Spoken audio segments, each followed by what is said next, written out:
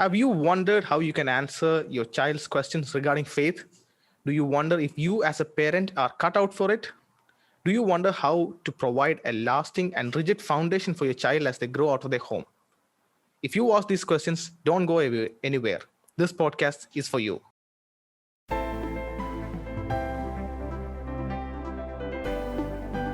SAFT Podcast brings to you the coherent, cohesive, logical, and relevant defense of the Christian worldview. From laymen to experts in the field, everyone can tune in and be equipped. We also aim to introduce to the audience the plethora of work and research done in the field of Christian apologetics in defending the faith and the individuals who further the intellectual cause of Christianity by featuring the greatest minds of the Christian apologetics arena. Well, hello everyone and welcome to the first episode of SAFT Podcast in 2021.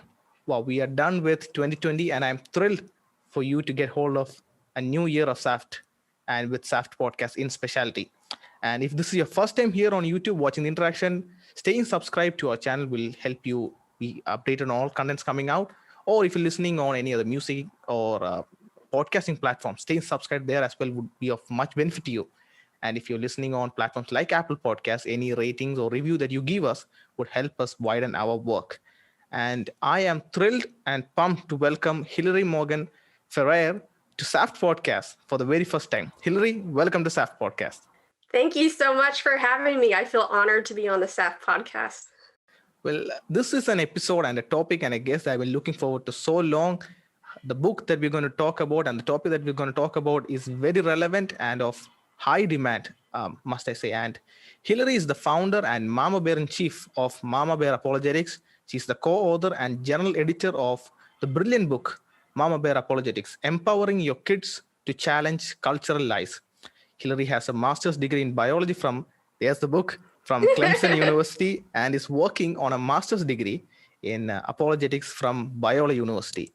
Oh, so what a year 2020 was. A lot went about, plans changed, lives changed, and yet humanity strives through it all. So how was 2020 for MBA, Hilary?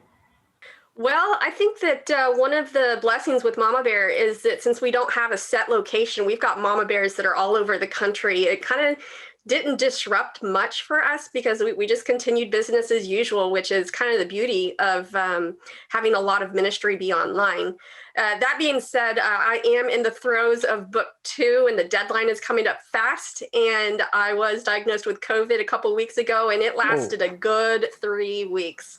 Wow. And so I would say that affected things. And also just little things like being able to, whenever I get writer's block, one of the things that's most helpful is if I can change location. And so since we were kind of stuck in the same place, sometimes I would get writer's block and I would try to just change rooms or something and it wasn't working. So this book has been a bit of a struggle.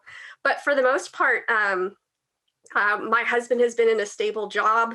The people who have donated to Mama Bear have stayed consistent. So the Lord, I honestly, even though with all the horrific stuff going on, I saw it as such a massive blessing at the same time that I think people's lives have gotten so busy that they have just forgotten what the main things are, family and faith. And I thought it was actually this really sweet time of fellowship that families could have together where they were forced to be together, not going to soccer practice and baseball practice and choir and all these different things. So I think it was kind of the Lord's way of saying, maybe you have kind of ignored my Sabbath for a while. So I'm going to go ahead and give you a Sabbath that you don't have a choice about.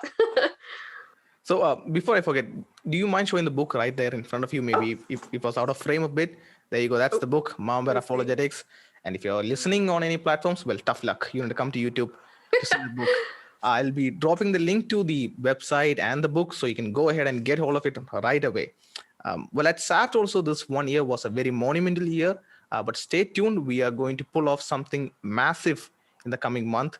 So we are trusting in the Lord to make that happen and stay connected. We'll keep you all posted on it. Now, let's get right into the topic. Let's get right into the book. This amazing topic that I want to dive into. The book is titled Mama Bear Apologetics. So the first question would be, does Mama Bear in that title apply to only mothers who have kids who ask questions, or to mothers, or does it overflow beyond motherhood?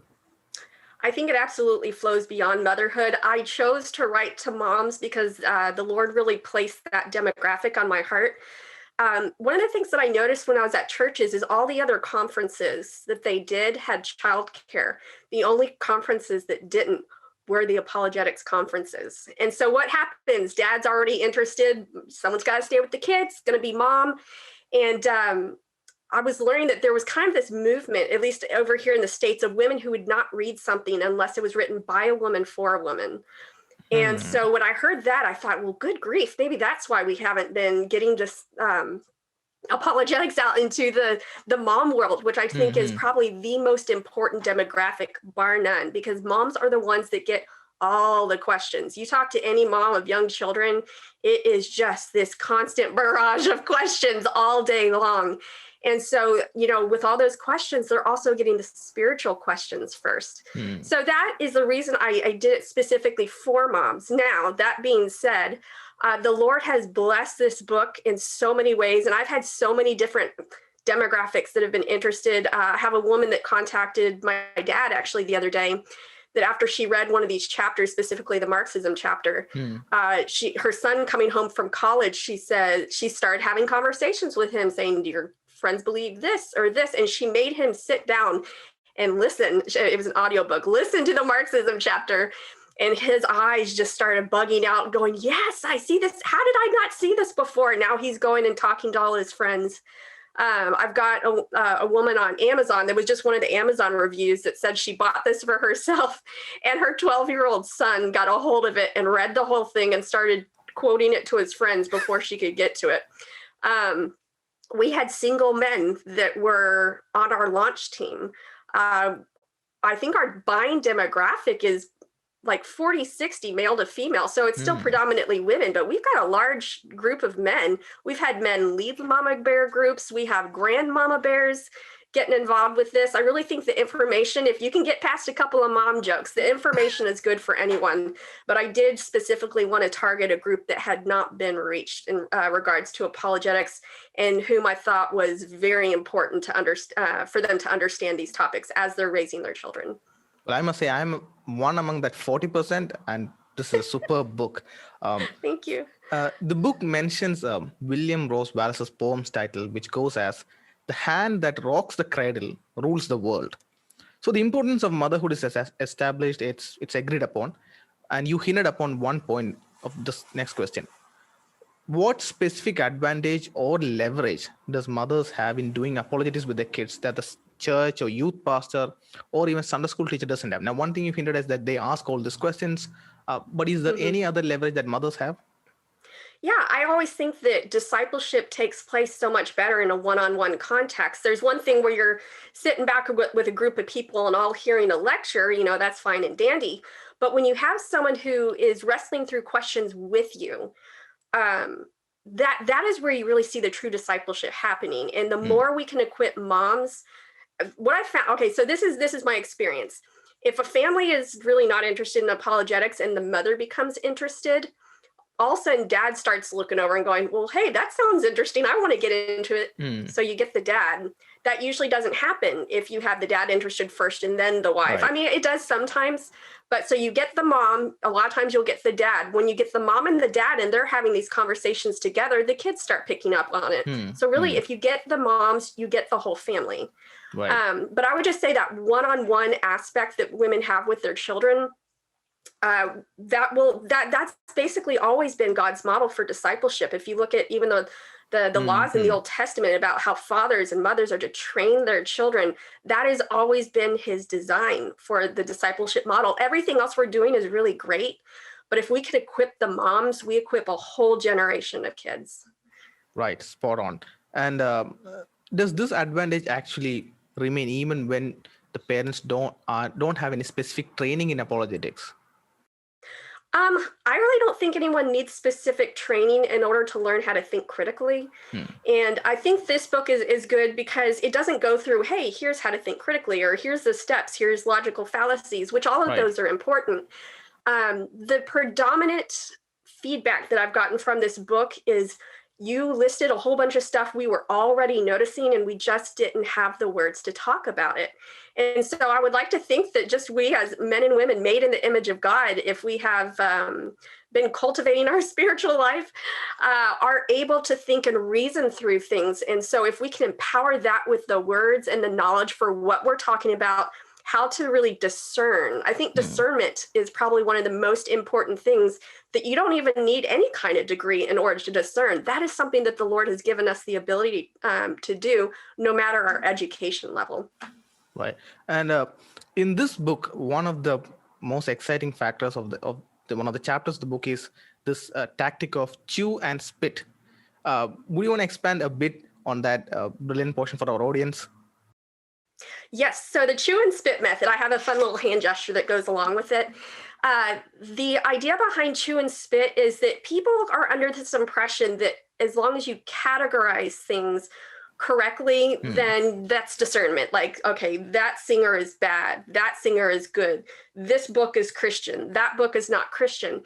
And that's kind of not how the real world works. There are plenty of books that are claimed to be Christian that I've seen some really awful things written in, really bad theology. And I've had some secular books that I've read, and I thought, ooh, they made some really good points here. And so I think most of our problems come because we think that we can go into autopilot.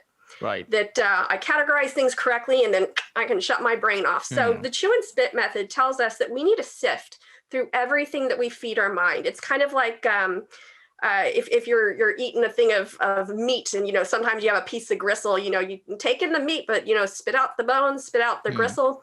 So this is what we need to be teaching our kids to do, is say that this is an idea, or this is a song or music or movies or whatever. Say everything we have has good and bad, or so our job is to separate the good from the bad, accept the good, reject the bad. So, okay, so we see this movie. What were the good things that we saw in the movie? Here. What were the bad things we saw in the movie? Here. Okay, let's accept those good things and reject those bad things. And you can sit here and do this with your kids as they think through things. And so the other thing that I think this does is we're not dealing just with ideas and books and movies and music. Right. We're also dealing with people. And people are always going to be a mixture of good and bad. I don't know very many people that, they just spout evil from maybe the father of lies, Satan, he's all spit. But most people are going to have good intentions behind their bad ideas. And that's something I think we really need to emphasize with our children. If we're going to be living in unity, if we're going to be living in not unity, sorry, we live in unity with our Christian brothers and sisters. We live in community with people who are around us. The way to live in community is we can't say that person's all bad or that person's all good. We have to recognize that a lot of times they have bad ideas that had good intentions. So let's separate those good intentions from the bad ideas, accept the good, reject the bad. And that way we build bridges where bridges should be built. And it makes it to where we're not the party of just going around and wagging our fingers at everybody for being wrong. That we're saying, I see those good intentions. I see what you're trying to do. And guess what? The Bible actually addresses that. And here's how the Bible addresses that. And actually it affirms you're absolutely picking up on a biblical truth. Yay for that. Now we have a disagree about maybe what the solution is. But now we're in a dialogue instead of in some kind of combative place. And I think in our hyper-polarized society right now, we need peacemakers who know how to have these conversations without it's called fight or flight. It's where someone feels threatened. We need to have these conversations where we can prevent the person getting into fight or flight, where they don't feel threatened, because once you're in fight or flight, rational thinking goes out the window. And our goal is to engage rationally, because that's where change happens.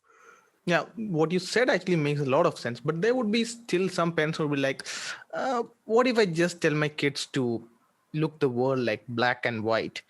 Because if I let them discern on their own, what if they make wrong discernment? So won't that cause more harm than good? What would you say to parents who might have that concern? I think that's absolutely true for certain age groups. I think you need to see where your children are at and being able to discern. Secondly, this is why it's important to do it together. And thirdly, I think this is kind of a new phenomenon, this idea that we need to protect our kids from every kind of mistake. If we treated any other discipline like that, I mean, I'm talking sports, school, you name it. If we treated any of those as if, oh, we got to protect them from not being perfect. So, that's not how you learn. Now, I'm not saying encourage mistakes, but mistakes are going to happen. And in fact, when mistakes do happen, that is where we are able to, number one, show our kids how to deal with sin. When kids don't know how to deal with sin, I mean, a lot of times that turns into shame. It turns into hiding and repressing things. And that's not a healthy thing to do. It's fine to let them maybe sin openly and then say, okay, well, you kind of missed the mark on that one. Let's talk about how to deal with that. That's going to give them more tools for adult living than any kind of childhood perfection could ever have. Right. And as you pointed, we may think the world is black and white, but that's not how it is. And one way I've seen that has that seemed to falter is that, I mean, it's touched in the book in much more clarity, much more depth, is that when they are told that you are not supposed to listen to this, read this, watch this, and somehow they're exposed to it, and they wonder, hey, I don't see anything wrong with that. I mean, it makes sense biblically at some point. So then they start questioning everything they've been told. And I've seen that happen in my own Christian community, where our community holds certain legalistic positions on certain things. And when they take a moment and they stop and question, the next thing they do is they start questioning the entire structure. Though the entire structure and the doctrines are rigid and biblically sound, they immediately are prone to think, well, what if everything is messed up? So yes, that discerning factor is very, very key. And I hope that the parents who are listening in would take that in and try and inculcate into their kids. But one objection that I get from my atheist friends is that if you are telling the kids, hey, pray, read the Bible, God is this, God is that, if you're saying all of that, aren't we guilty of indoctrination? Aren't we brainwashing kids at a young age by telling them these things? And they make it sound a bit valid at certain points, because they would point out and say, what if they are teaching their kid to do this thing? Now, they would put everything into one club of religion, and therefore we would feel a bit icky about that happening around, because we see many religious views false and dangerous, and children being indoctrinated at a young age to cause others harm. So they have a concern because they think they take everything in the one structure of religion. But if they're asking a Christian, why are you indoctrinating your kid? Why are you brainwashing your child at a young age? What should be a parent's response? Oh, that's such a meaty one. Because, well, first off, it assumes that there's other people who aren't in some way brainwashing their kids. It's like everybody's teaching their children what they believe is true. Yes. And so to say that one person, because, well, you're teaching them that X, Y, Z is true, that's brainwashing. Well, you're teaching your kids that something else is true. Why is that not brainwashing? So I think it's one of those things where it's a buzzword that people like to use, and just because maybe it has some validity to it. I find that people often accuse a certain group of doing something that, if you looked at it in reality, everybody is doing. But if you only focus on this group, it looks like they're the only ones doing it. So you know what? I'm teaching my child what the Bible says is true from our worldview. We're unapologetic about that. You're doing the same with your kids. But at the same time, this is, I do believe, why we need to be teaching our kids why Christianity is true. Because I do think that these atheists have a good point when all we teach our children is just what the Bible says. Not that that's bad, but they never understand why we can trust the Bible. That's really important. If we want to look into how the Bible was crafted, how it was transmitted, what are the copies? How many copies do we have? How similar are the old copies to the newer copies? Things like this, that we can say, yes, this was transmitted correctly. Now, it doesn't tell us that the Bible is true, but it does say, hey, this has a abnormal kind of integrity to it that we don't see in other documents. Or say the resurrection of Jesus. How do we know Jesus existed? How do we know he really died? How do we know he really rose again? What are all the other alternative explanations? This was something that was hugely impactful on me as a 12-year-old. My pastor went through every single other theory that had ever been postulated for Jesus's resurrection and showed how none of those made sense. And so it's not like I was believing that Jesus rose from the dead because my pastor said it and my parents said it and this, big dusty book said it. I believed it because, man, you look at the historical documents and all the other explanations fall flat. That's not indoctrination. If you're teaching someone something that's true and you're backing it up, that's just teaching. Right. That's imparting wisdom. It's imparting knowledge. It's not indoctrination. Indoctrination is giving them no reasons, no room for question. You're not allowed to look at anything else. I think this is one of the dangers. Don't look at anything else. Right. And if we don't look at anything else, we are not going to be able to have conversations with our neighbors. Sorry, I'm getting all passionate about this. Yeah. And so I think that there is a way to teach Bible, and especially like when they're young, that is the time to really be imparting just the scripture, just what we teach. You need a foundation of what we teach. And as they get older, they need to understand why this is true, and then maybe a little bit later, start sifting through all the gray areas and saying, how do we discern in this situation and that situation? But all of this is developmentally appropriate. And so if you show me any kind of atheist that's not doing that exact same thing with their children, then I mean, yeah, I mean, it is go around even creating kids camp. I mean, they're not going to tell the kids, oh, bring your Bible, you can sit and read it here. We can discuss about your Sunday school text. They're obviously going to tell them that there is no God. Hey, here are the reasons there is no God. So like you said, everyone is guilty of telling their kids what to do and what not to do, because you can't expect 3-year-olds to make life impacting decisions on their own. That's as Ben Shapiro says, these are little creatures running around. You have to tell them what to do, or they're going to cause damage. So I think it ties this argument now quite recently ties into this view of picking gender, like you feel, what do you feel, and telling the kids that they can make those life choices. Yes, that is indoctrination that's currently going on. Right. And just back to what you said about, the atheists, they are actively telling their kids, this is why we don't believe in Christianity. And so this would be part of the chew and spit, where identify the good and identify the bad. I believe that we can learn from almost anybody. My pastor used to say, this doesn't apply to what I'm talking about for atheists, but he says there's no such thing as a pointless life. Anyone can serve as a bad example. But it's specifically within the atheist community, I think some of them are doing a better job than Christian parents are in teaching their kids why they believe what they believe. So even if I disagree with the conclusions their kids are coming to, if I'm having a conversation with that atheist, I can say, you know what? You're doing a really good job with that, about teaching them the other side and explaining why you believe what they believe, or why you believe what you believe.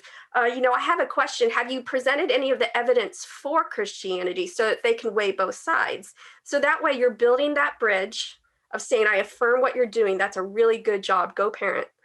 And then maybe bringing in a question of, well, what about this side? Because if all they're teaching is the flaws in Christianity, then that is also indoctrination. Right. And the next point actually ties into telling the kids at a young age why Christianity is true.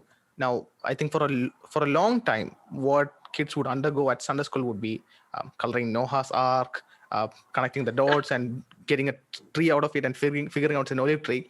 But now there are a lot of kid-oriented doctrinal apologetics books out there. I'm aware of Lee Strobel's book. I'm aware of J. Warner Wallace, and even Dr. William Lane Craig's books on these topics.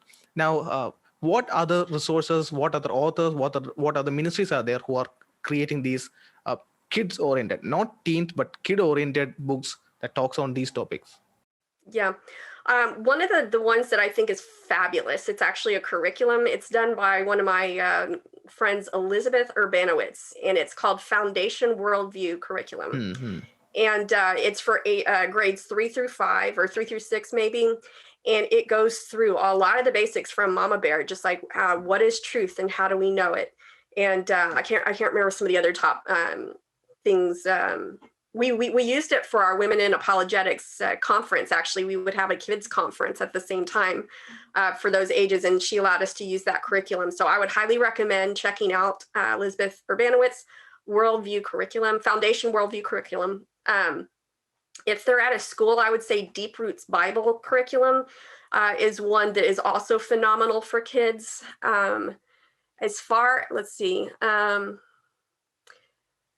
if we're wanting to learn critical thinking, there's something called the Fallacy Detective and the Thinking Toolbox that was actually written by two homeschool boys that is presenting critical thinking to kids and learning about the logical fallacies. Because one of the things that I've had this big aha moment the other day is a lot of the things that our world is now telling us is evidence of truth is literally what has historically been a logical fallacy. So this idea of, oh, you can't trust anything that was written by an old white guy. Well, that is called the genetic fallacy. This idea that you don't evaluate an idea based on its merits, but you evaluate based on where it came from. That's a logical fallacy. And yet that's being taught as like a solid epistemology being how do we know what's true? How do we come to knowledge? The ad hominem, well, he's just such a horrible person. You can't believe anything he says. Poisoning the well. All these things are being presented by the adults as proper ways of thinking. So if you want to start helping your kids recognize that, there's I'm looking over here because I've got them right there, the Fallacy Detective and the Thinking Toolbox. Right. And I'll drop the links of all of these as Hillary has mentioned in the description, so you can go and take a look at it. And at Mama Bear Apologetics also, you have a lot of mother-specific resources, because as the book also points out, mothers may not have the time or the energy to sit and listen through a university-level lecture. So what resources can mothers and parents in general come and find at mamabearapologetics.com? Yep. So I tried to do this once. I like to multitask. I tried listening to some William Lane Craig lectures while I was doing stuff, like while I was doing the dishes, while I was cooking, and my mind kept wandering and I kept having to wait, I need to write that down. And finally I just kind of gave up on that. So maybe this is just me with ADD. But what I have found is if someone's having a conversation, I feel like moms have, or just women in general, we've got this amazing ability to be like sitting there doing something and we can still be following a conversation that's going on in the other room, kind of like listening to the kids bickering. We're waiting until it's getting to a level that sounds dangerous. And we could be completely doing something else over here. So what we did purposely is we created our podcast as conversations about different topics. And then we have some kind of abbreviated podcast notes that we put on the website. And then for our $10 a month Patreons, our patrons, we have detailed podcast notes with like timestamps and stuff. So all the resources that are mentioned, you don't have to feel like you have to stop doing the dishes and go write down this book. We got it all there for you. Wow. And so I was really committed to audio resources when we first started Mama Bear, just because I thought a lot of times women, whatever they're learning, they need it to be multitasking. And so, we have that. We have something called the Audio Apologetics blog, where we just read different articles that we find helpful. And so you can feel like you're kind of reading while you're doing stuff. Then we do have just the regular blogs on there, which are kind of short snippets and maybe things that are dealing with cultural events at the moment. And then we have a couple of freemiums, which are just things, if you give us your email, you can download this. Like we have the Mama Bears, the Busy Mom's Guide to Apologetics. It just kind of gives you like, what is apologetics, the overall landscape. We are about to release, or when this podcast is released, we will have already released one on Christmas of just like maybe some questions that come up during Christmas. So we just try to stay relevant and on target and make it easy and bite-sized, or if it's longer, make it audio. And if it's audio, have the resources listed out for you so you don't have to stop and write them down. Excellent. So that's a must visit website. I will drop in the links in the show notes and the description to the website. As we move towards the end of the podcast, mothers who have kids up to the age category of 10, and what is the major question that is quite prominent in that age category? Is it who created God, or what is God like, or what is one question that stands out the most, if you could pick one? If I could pick one, you nailed it, is who created God. And I think that one goes back to, this is another one of those things where if we say nobody created God, then the atheists say, that's just, of course you're going to say that. That doesn't actually get you anywhere. This is another example of faulting one particular group for something that everybody does. Right. So if you try to get anybody else, what are your found? It's like everybody believes that there was something that was uncreated, that was capable of creating, and that was powerful enough to create. Everybody. Now, you'll have some people say that natural laws are uncreated, capable of creating, and powerful enough to create. Okay, so you say natural laws. I say that there's a God who's uncreated, powerful enough to create, and created everything.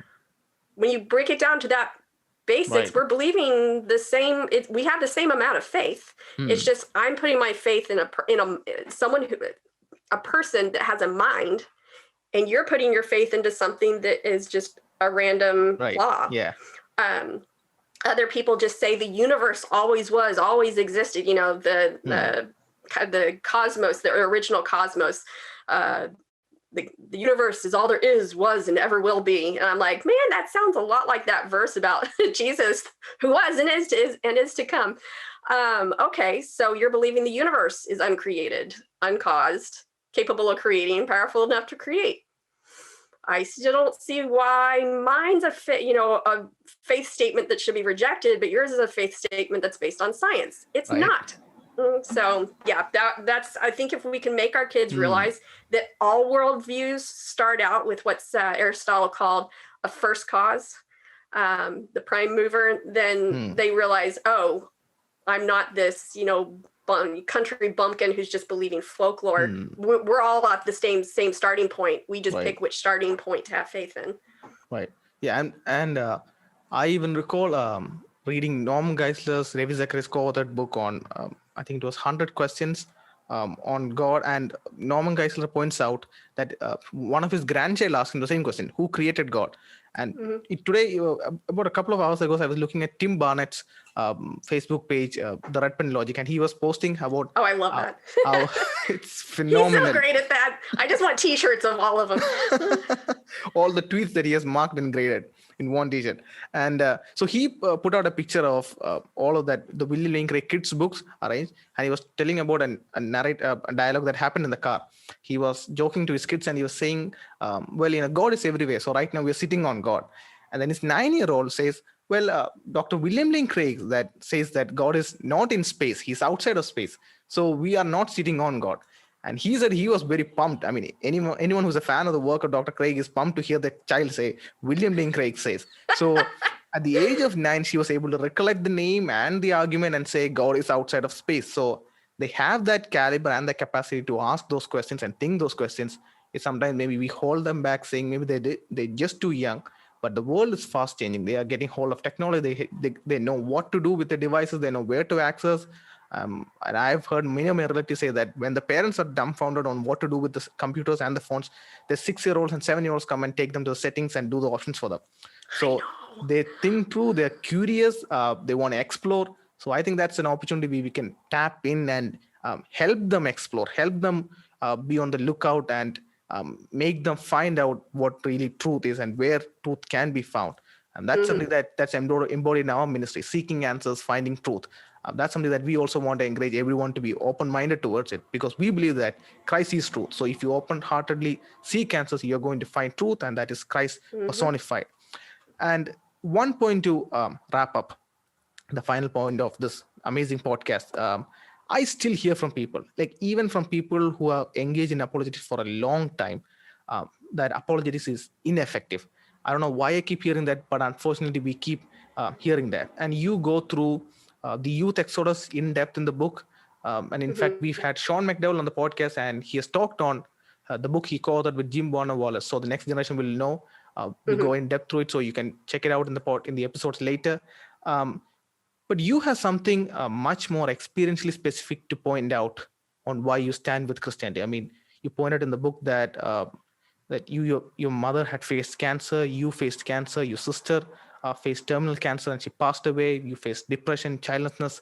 And here you are, not only just believing in Christianity, but galvanizing others, pouring your heart and spirit, your heart and soul into the work. What held you close to God through it all of these emotional ups and downs, throughout all of these personal struggles? What held you anchored to Christ? Yeah, I would say that Christ is the one how would I say this? Christ saved me, but apologetics saved my faith. There we go. Faith in Christ saves me, but apologetics saved my faith. Right. Like you said, there's a long list of stuff, and I didn't even include all the stuff that I've had in my life that the Lord has graciously allowed me to endure because it made me who I am today. But while we were writing this book, after we turned in the first manuscript and when I was having to do all the subsequent edits, I was walking my sister through her final month of life. There's been so many times throughout my life where I've just struggled with, we'll say, sometimes my own emotions. And any time that I felt like, maybe I should just chuck this whole Christianity thing, and everybody else says life gets easier when you do that, I always went back to that sermon series my pastor did on the evidences for the resurrection. I was so convinced, and I still am, that the resurrection happened, that no matter what I go through, believing that Christianity isn't true is not an option. Now, I could choose to decide to hate God, but I can't decide that he doesn't exist and that Jesus doesn't exist and never did and didn't come and die and rise again. And I would say that because my personality type is very oriented to truth, that truth matters probably more than anything else to me, that is what kept me from walking away from the faith, despite any tribulation and trial that I might have gone through. And I'd say even coming in the future, I can't unknow what I know. There's so much evidence for all the things that I believe, that all these other little piddly things that people bring up. And I've had atheists try to evangelize me into their atheism. And I'm just like, dude, this is a losing battle. Like, you're not going to give me some meme that's going to combat, decades of research that I've done. I'm sorry, it's just not going to happen. People sometimes think that apologetics is, what was the word you used? Ineffective? Ineffective. Well, it may be ineffective for people who have already chosen to reject God, but I really don't think apologetics is trying to convince people who have already rejected God. Apologetics is for people who already believe and want to believe, and it's removing obstacles that might actually pull them out. My husband always gives the example. We pay all this attention to people walking in the front door of the church, and then we have the back doors wide open with people leaving in droves. And if we could do something to shut those back doors to where people are not choosing to leave, that is actually way more effective than almost anything we can do. We need to be bringing people in. We need evangelism, absolutely. But we also need to make sure that the people who have come in and who have wanted to follow Christ have good reasons for staying. Because some big epiphany at a conference sometime, that feeling may not carry them the rest of their life. They need to know in the hard times, why do I still believe this? Because if we have this belief that God promised us an easy life, you know what? You need to go back and read, number one, just the story of the early church and the amount of persecution and killing that went on. And number two, you need to go to Voice of the Martyrs and see what our brothers and sisters around the world are experiencing. This whole thing of even like, oh, woe is us, we have to stay in our home because of COVID. I'm sorry, even that is not persecution in comparison to church history. So people who think that apologetics is ineffective, I'm just going to say, well, you can say that if you like. My personal experience is that it was the most important thing for me for grounding that faith. Right. And I have witnessed that with countless other people as well. And that statement about how apologetics saved our faith, we don't think it in that way. Most of the time, the problem with people that people have higher expectation for apologetics. They sometimes assume that you give the arguments and immediately the person falls on their knees and says, "Wow, God exists." That need not always happen. Like if someone has rejected God, if someone is ready to jump on the first bandwagon of Jesus mythicism, no matter how many arguments you give, no matter how many atheist scholars who agree that Jesus did exist, they're going to push that all to side because they are committed to be against Christian faith. And if you are wondering, does apologetics bring anyone to faith? And if you ask me, does that happen? I know a friend I got in touch through Instagram. He's in India. He's born and brought up in a non-Christian family. He sat and watched YouTube videos, came across Dr. Frank Turek videos, and accepted Christ as his personal savior through just apologetics videos. He did not get to know anyone in person. He did not go to any single church. And then he got in touch with me, and now he's attending certain youth groups. I would like to keep all of that confidential. He's attending youth groups, and I'm encouraging him to find a local church, an online church, and get in touch with the churches. So apologetics does actually present the rational case for Christian faith, and a person who is open to the evidence, a person who is open to truth, will come to encounter it. And if they're open to accept Christ, well, salvation is theirs to behold. Thank you so much, Hillary, for being here with us and talking on these very relevant points on the importance that parents and mothers can come about to play in ensuring a strong and Christian foundation for the children that grow up in this very hostile, anti-Christian, anti-theistic world right now. Once again, thank you, Hillary. We hope that you had a great time here on SAFT Podcast. I did. Thank you for having me. So this was the first episode, like I mentioned, of SAFT Podcast in 2021. We have some more top women speakers featuring in. So stay tuned, and we wish you had a very blessed new year, and we wish you all the best wishes for this next year. God bless, and we'll see you in the next one.